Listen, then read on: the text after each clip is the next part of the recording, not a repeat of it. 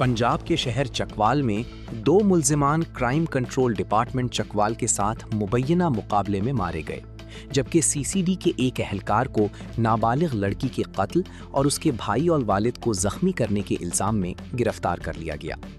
Report के मुताबिक ज़राए ने कहा कि 39 साला अदील अहमद, उनकी अहलिया डॉक्टर सिद्रा खान, 9 साला बेटी हानिया अहमद और 10 साला बेटा अफ़ान अहमद डकैती के दौरान उस वक्त हमले की जद में आए जब सीसीडी पुलिस वालों ने डाकू समझकर उनकी गाड़ी पर फायरिंग कर दी, जिसके नतीजे में हानिया मौके पर जाँ बहक जबकि अदील और अफ़ान शदीद जख्मी हो गए।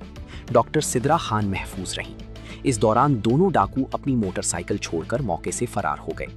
इब्तिदाई तौर पर एफआईआर में सीसीडी एहलकार के खिलाफ मुकदमा दर्ज नहीं किया गया, लेकिन बाद में एफआईआर में तरमीम करके दफ़ा 302 का इजाफा किया गया, जिसके तहत एहलकार की गिरफ्तारी अमल में आई।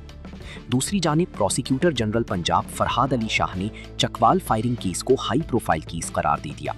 फरहाद अली शाह ने चकवाल फायरिंग वाक़े का नोटिस ले लिया। प्रोसिक्यूटर जनरल पंजाब ने चकवाल फायरिंग केस को हाई प्रोफाइल केस करार देते हुए कल 16 जून को चकवाल केस का मुकम्मल रिकॉर्ड तलब कर लिया है। वाज़े रहे कि चकवाल में 10 जून को सीसीडी एहलकारों की फायरिंग से 12 साला बच्ची जाँ बहक हुई थी।